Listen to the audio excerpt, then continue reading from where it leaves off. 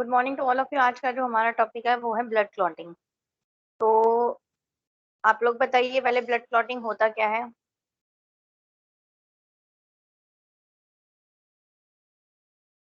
Blood clotting बताइए क्या होता है।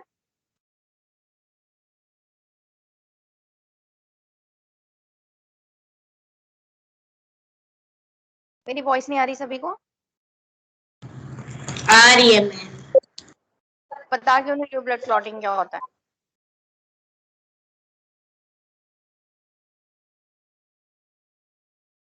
मैम ब्लड क्लॉटिंग मतलब एक कोगुलेशन होता है। कोगुलेट हो जाना, जम यस जाना, मैम। Yes ma'am. इकट्ठा हो जाना।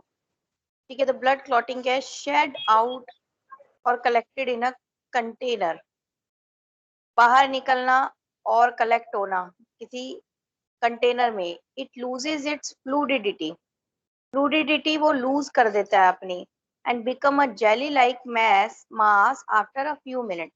और क्या बन जाता है? जेली लाइक मास बन जाता है कुछ टाइम के बाद। This process is known as coagulation और क्लॉटिंग ऑफ अ ब्लड। ठीक है, the clot is a mesh of thin fibrils. Clot क्या होता है? ये एक मैश है। किसका? पतले पतले फाइब्रिल्स का, जो इंटेंगल होते हैं किसमें? इंटेंगलिंग द ब्लड सेल्स, जिन्होंने अपने अंदर ब्लड सेल को फंसा रखा है। These fibrils consist of fibrin. इनके अंदर क्या होता है? फाइब्रिन होते हैं। The fibrin is form from fibrinogen. Fibrin किससे बनते हैं? फिब्रिनोजन से बनते हैं। तो समझ में आया कि यहाँ पे क्या होते हैं? फाइब्रिन्स होते हैं जो अपने अंदर सेल को अटकाए रखते हैं। ठीक है, क्लियर है सभी को? Yes ma'am. ओके, तो इसको नोट डाउन करिए। What is this blood clotting?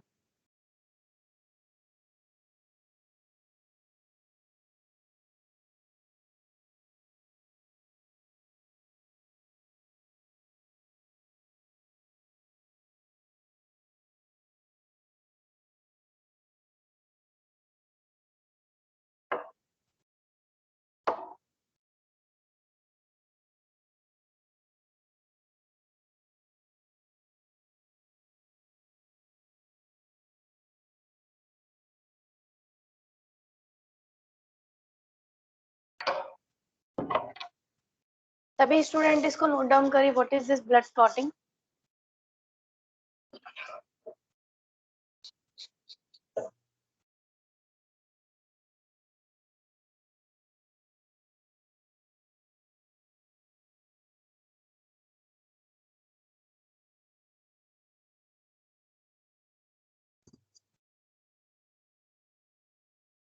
कर रहे हैं सभी students note down? Yes ma'am. Yes ma'am.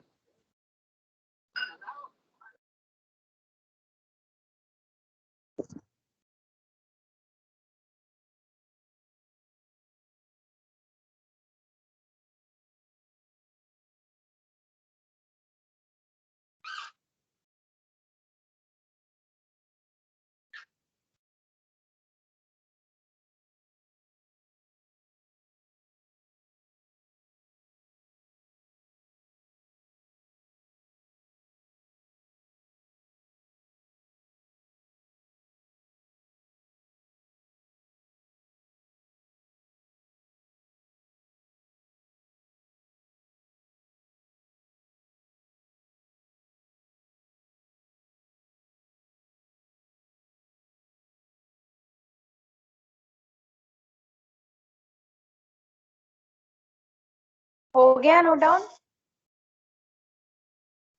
Yes ma'am.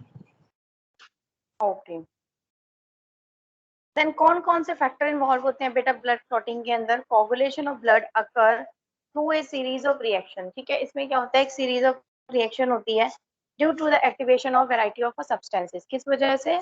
Activation की वजह से वैरायटी ऑफ सब्सटेंसेस के। दो substances which are necessary for clotting are called clotting factors। वो सब्सटेंसेस जो क्लॉटिंग के लिए जरूरी है उसे हम क्या बोलते हैं? Clotting factors. और ये फैक्टर्स कौन कौन से होते हैं? ठीक है, तो दो फैक्टर्स क्या है जो क्लॉटिंग के लिए जरूरी है? तो क्लॉटिंग क्या एक सीरीज ऑफ रिएक्शन है जिसमें बहुत सारे फैक्टर्स लगते हैं। ठीक है, अब sequence of clotting mechanism, normally during circulation blood जो है वो क्लॉट नहीं होता because the enzyme involve in clotting are in inactive form, कि जो जो चीजें क्लॉटिंग के लिए रिस्पॉन्सिबल होती है वो इनएक्टिव फॉर्म में है, अगर एक्टिव होगी तो क्या होगा, ब्लड क्लॉटिंग हो जाएगी ना, ठीक है। तो इसलिए नॉर्मली ड्यूरिंग सर्कुलेशन जो ब्लड जो होता है सर्कुलेशन के अंदर क्लॉट नहीं होता है, ठीक है, क्योंकि जो एंजाइम्स इन्वॉल्व होते हैं क्लॉटिंग के अंदर वो क्या होते हैं, इनएक्टिव फॉर्म में होते हैं। स्लाइटली इनिशियल एक्टिवेशन, स्लाइटली थोड़ा सा एक्टिवेशन जो होता है उसकी वजह से क्या होता है, क्लॉटिंग हो जाती है इन ईच एंजाइम, ठीक है। थोड़ा बहुत अगर वो एक्टिव होते हैं उसकी वजह से क्या होती है, क्लॉटिंग होती है, जिसमें हर एक एंजाइम एक्टिवेट करता है दूसरे को in a sequence manner till the conversion of fibrinogen into the fibrin, क्योंकि लास्ट में क्या होता है, फाइब्रिन ही होता है जो अपने अंदर जो एक जाल सा नेटवर्क सा बना लेता है, जो जेली लाइक होता है ना, दैट इज फाइब्रिन। उसके अंदर क्या होता है, ब्लड के सेल्स क्या होते हैं, अटके हुए होते हैं, इसलिए वो रेडिश कलर का जेली लाइक स्ट्रक्चर हमें दिखता है। इन जनरल क्लॉटिंग जो है वो 3 स्टेजेस के अंदर होती है, ठीक है, क्लियर है। Yes ma'am. Yes ma'am. Of clotting mechanism को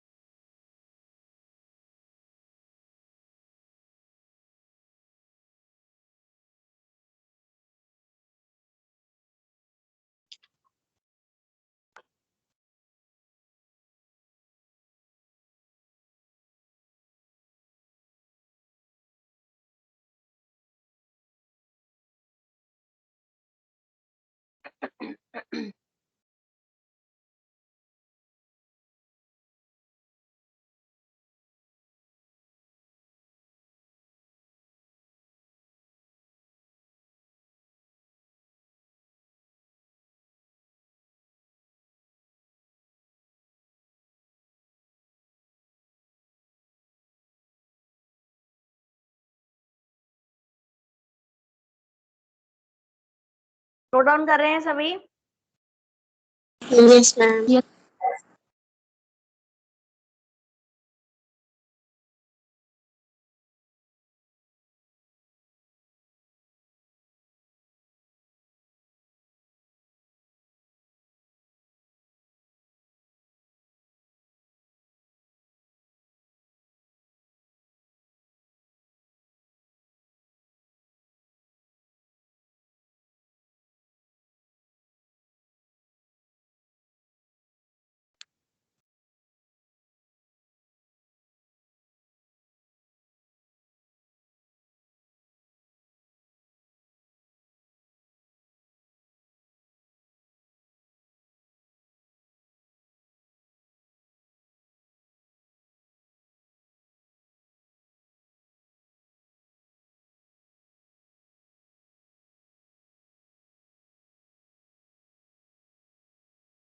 हो गया। Yes ma'am. अब कौन कौन से सीक्वेंस है वो देखिए, formation of prothrombin activator, prothrombin activator का फॉर्मेशन होता है, कन्वर्जन होता है प्रोथ्रोम्बिन का थ्रोम्बिन से, फिर कन्वर्जन होता है फाइब्रिनोजन का फाइब्रिन से, तो ये एक सीरीज है पूरी, ठीक है। During the process of blood clotting क्या होता है, जो क्लॉटिंग फैक्टर जो होते हैं इनएक्टिव फॉर्म में होते हैं वो कन्वर्ट होते हैं इलेक्ट्रिक एक्टिव फॉर्म के अंदर, and there enzymatic action produce the successive reaction one after another in a cascade manner. जैसे कि प्रोथ्रोम्बिन है, प्रोथ्रोम्बिन क्या करेगा, थ्रोम्बिन में कन्वर्ट होगा, फिर थ्रोम्बिन क्या करेगा, फिब्रिनोजन को फिब्रिन में कन्वर्ट करेगा, ठीक है। तो ये जो एक कैस्केड, कैस्केड मतलब सीरीज जो है, ठीक है। तो वेरियस रिएक्शन इन्वॉल्व होती है ब्लड क्लॉटिंग में, are explain by enzyme cascade theory, वो किससे एक्सप्लेन होती है, एंजाइम कैस्केड थ्योरी से, तो इसे नोट डाउन कर लो।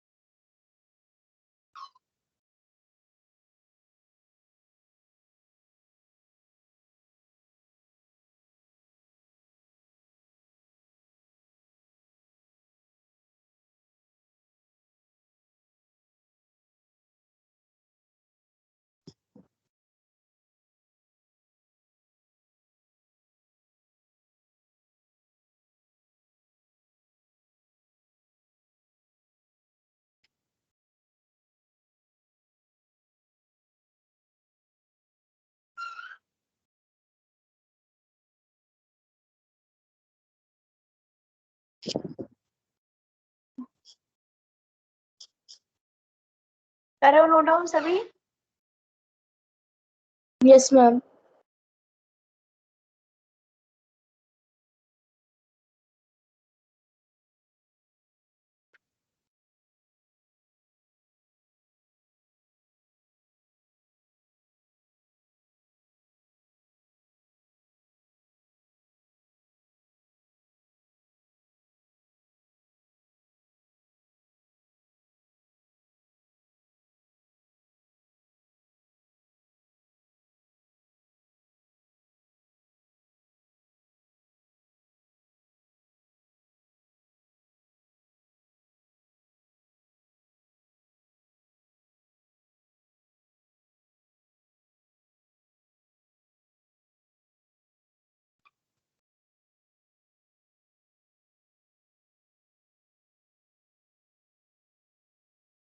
हो गया बेटा?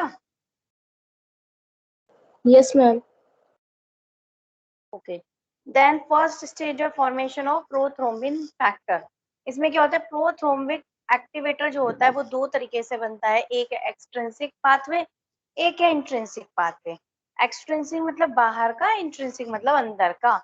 ठीक है, एक्सट्रिंसिक इसमें क्या होता है, जो फॉर्मेशन होता है प्रोथ्रोम्बिन एक्टिवेटर का वो इनिशिएटेड होता है बाय टिश्यू थ्रोम्बोप्लास्टिन। जो टिश्यू थ्रोम्बोप्लास्टिन होता है उससे स्टार्ट होता है ये। ठीक है, ठीक है। Yes ma'am.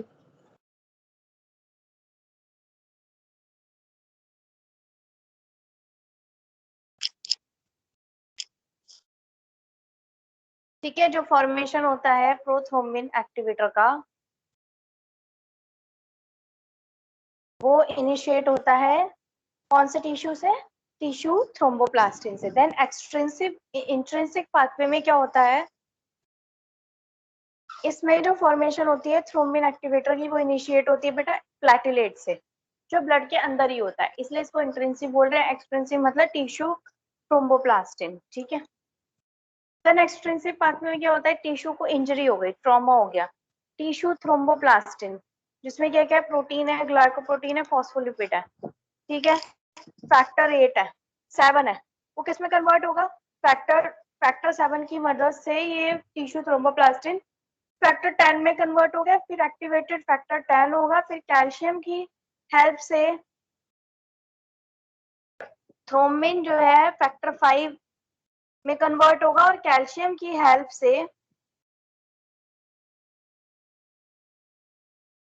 ठीक है, प्रोथ्रोम्बिन एक्टिवेटर बन जाएगा। मतलब टिश्यू को इंजरी हुई, टिश्यू थ्रोम्बोप्लास्टिन, उसके बाद फैक्टर 7 की मदद से एक्टिवेटेड फैक्टर 10, फैक्टर 10 जो पड़ा हुआ था वो एक्टिवेटेड के अंदर कन्वर्ट हो गया।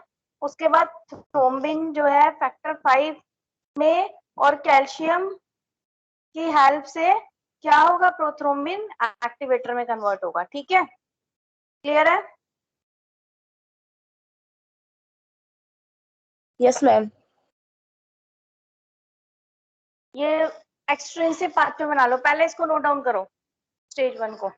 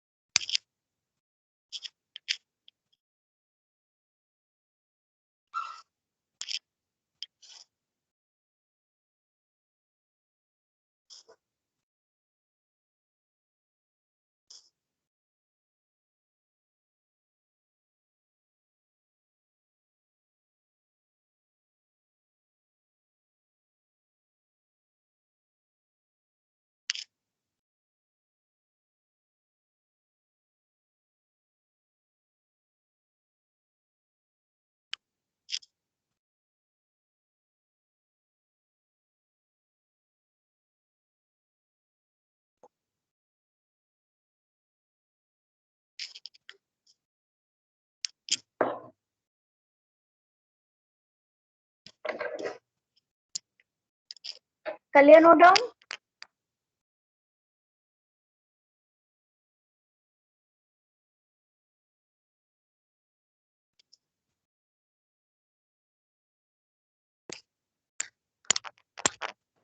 Yes ma'am. Yes, ma'am. अब इस चार्ट को बनाओ एक्सट्रिंसिक पाथवे के।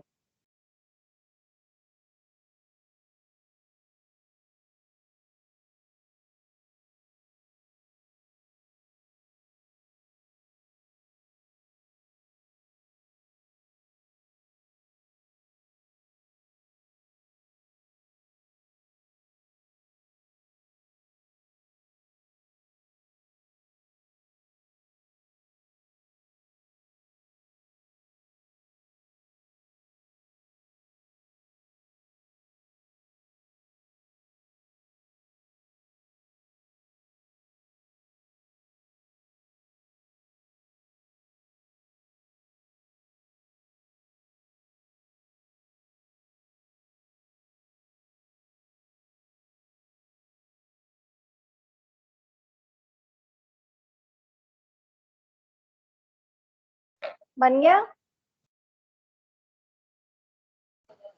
Yes ma'am.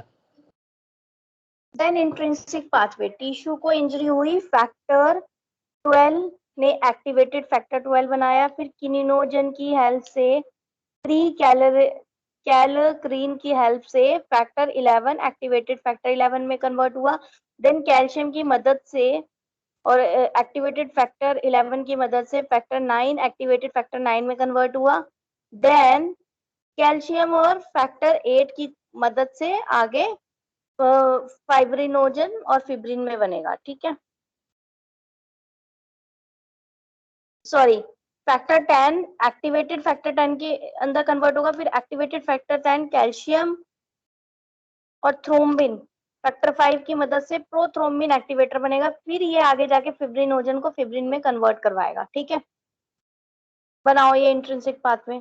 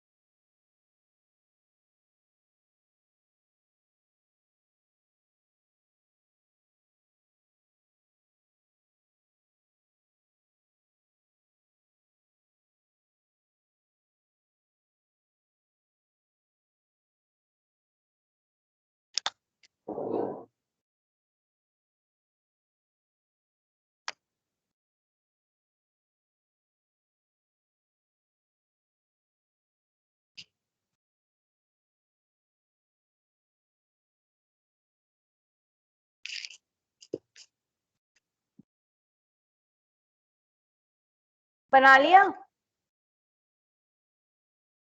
Yes ma'am. Yes, ma'am. अभी का बनाओ।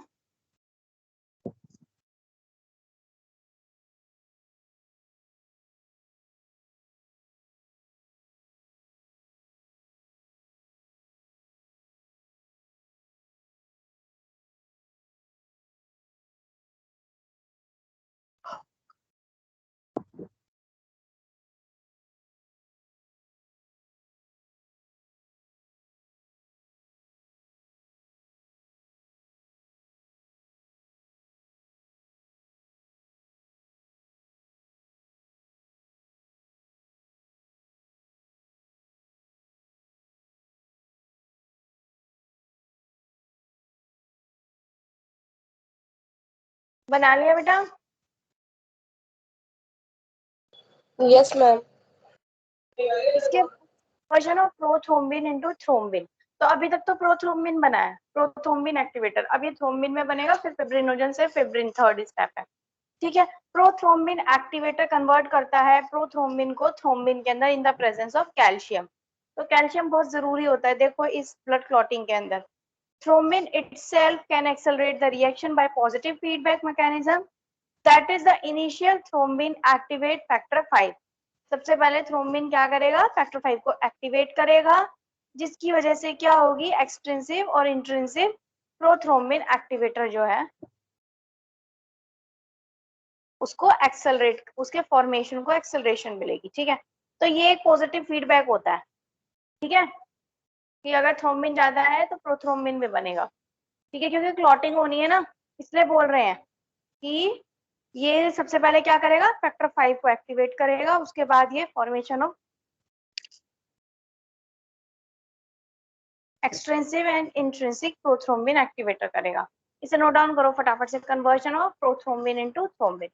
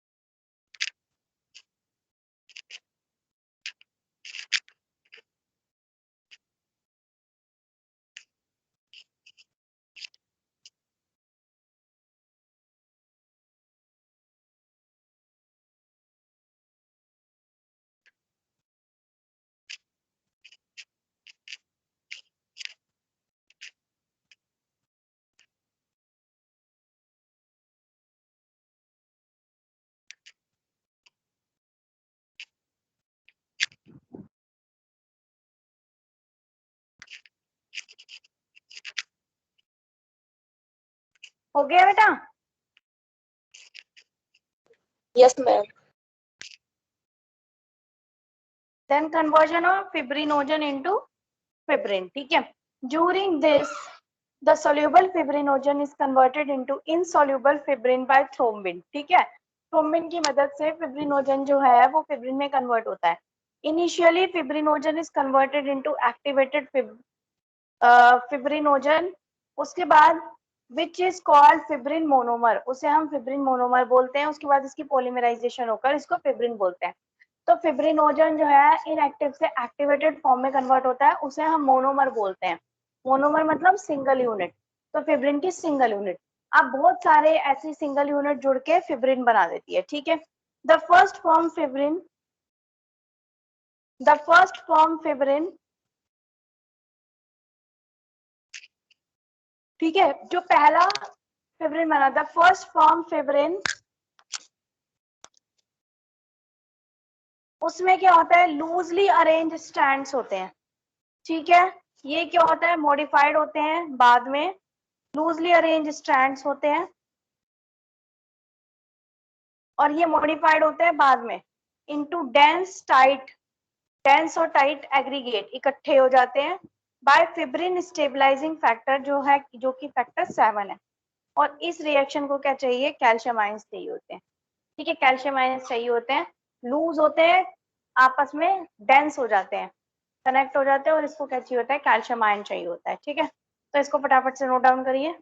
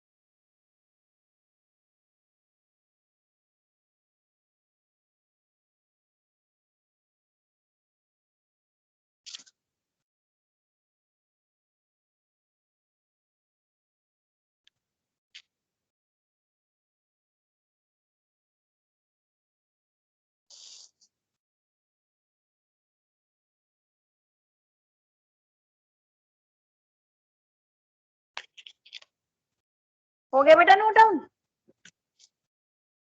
Yes ma'am. देखो फिब्रिनोजन थ्रोम्बिन की मदद से एक्टिवेटेड फिब्रिनोजन में कन्वर्ट हुआ, फिर पॉलीमराइजेशन होकर फिब्रिन बना, फिर लूज स्ट्रैंड कैल्शियम और फैक्टर 8 की मदद से फिब्रिन बने, टाइट क्लॉट बन गए। ठीक है, इसको नोट डाउन करो फटाफट, थर्ड स्टेप है ये।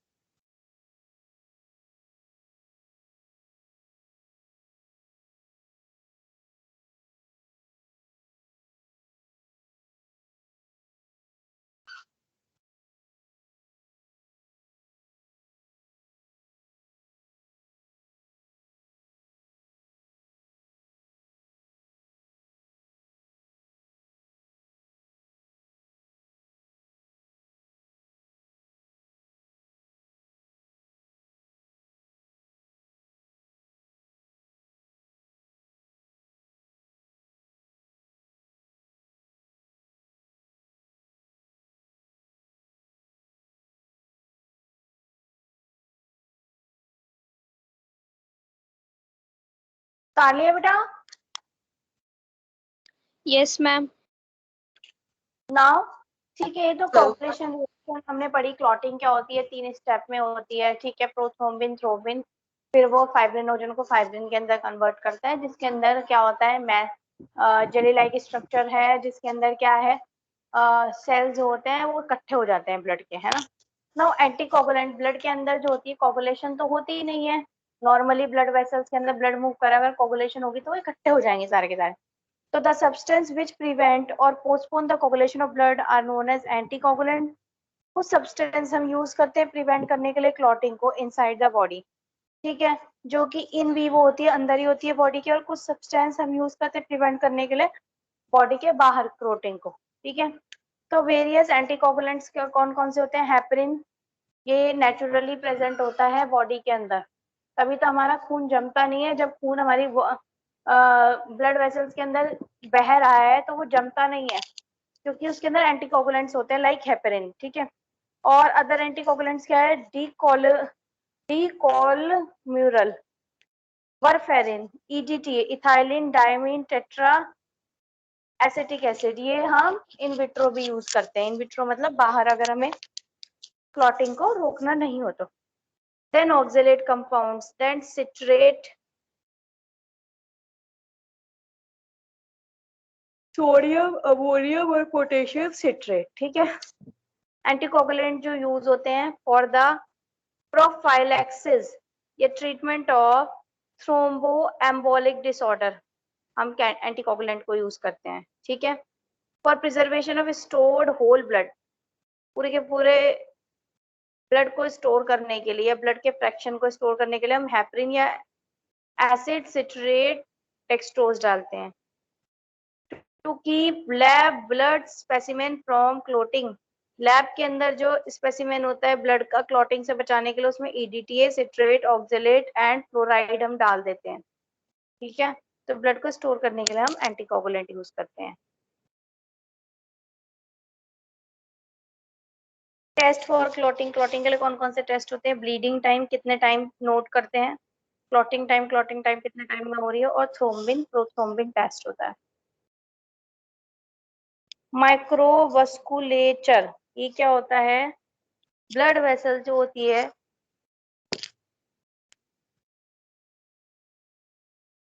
ये ओपन सर्किट है या क्लोज सर्किट है? क्लोज्ड है। ब्लड वेसल्स बंद होती है ना, ओपन थोड़ी ना होती है। ठीक है, तो blood vessels are closed circuits. For the transport of blood.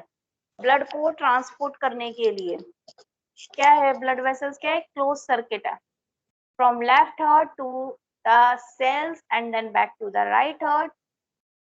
Previous class में बताया था ना जब हार्ट पढ़ाया था। तो blood contain oxygen, nutrients. Oxygen कैसे होगी, हीमोग्लोबिन के साथ बाइंड होकर, कार्बन डाइऑक्साइड भी होगी इसमें हीमोग्लोबिन के साथ बाइंड करके, जिसे कार्बोक्सी हीमोग्लोबिन बोलेंगे, ऑक्सीजन को ऑक्सी हीमोग्लोबिन बोलेंगे। ठीक है, जो हीमोग्लोबिन प्लस ऑक्सीजन होता है, मतलब हीमोग्लोबिन क्या है, जो ऑक्सीजन को अपने ऊपर कैरी करके लेके जाता है, बताया था ना मैंने। और एक हीमोग्लोबिन में 4 ऑक्सीजन मॉलिक्यूल कैरी होते हैं। ठीक है, जो ब्लड होता है उसके अंदर क्या होता है, ऑक्सीजन, न्यूट्रिएंट, मेटाबोलाइट्स होते हैं। वो arteries, arterioles, capillaries, venules and veins, इन सब के अंदर से ट्रैवल करती है। ठीक है, ये जो ब्लड वेसल होती है वो आपस में फ्रॉम ईच अदर जो अलग होती है, उनका स्ट्रक्चर और फंक्शन अलग होता है।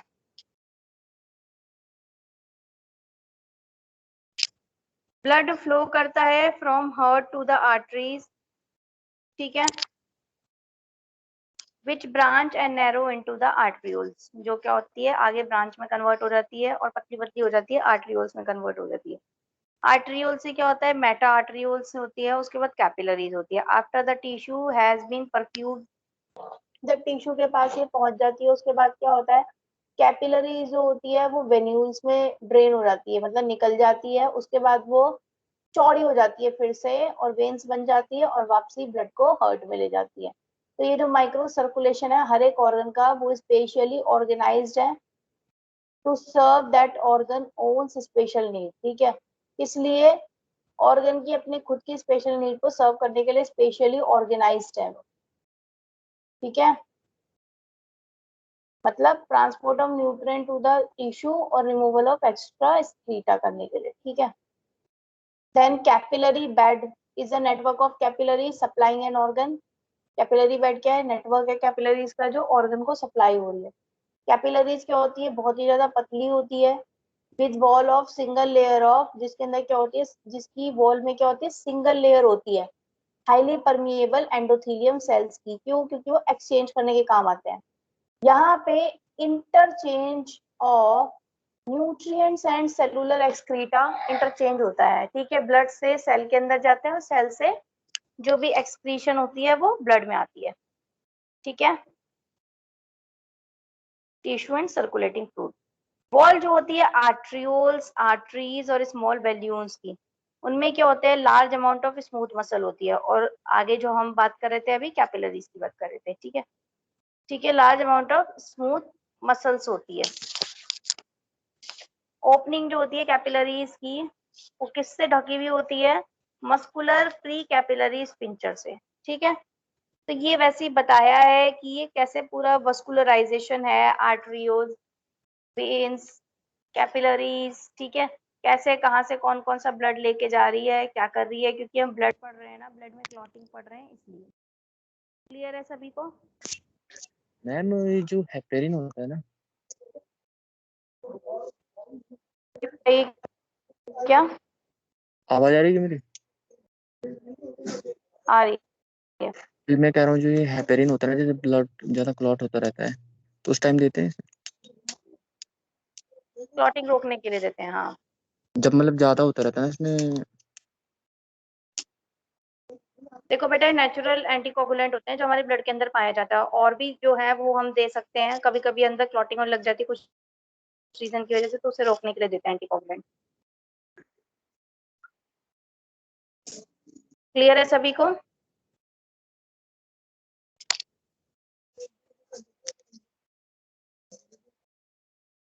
क्लियर है सभी को? मतलब मैम उस टाइम भी दे सकते हैं ना, जैसे किसी वजह से हाथ कट गया एकदम है, उस टाइम ज्यादा मतलब उसका खून बंद नहीं हो रहा, उस टाइम इसको दे सकते हैं ना? नहीं, वे तो एंटीकोगुलेंट है बेटा, ये तो कोगुलेशन करने से रोकेगा, खून जमने से रोकेगा। ये कैसे दोगे? अच्छा, जमने से समझ आया सभी को? जी। Okay.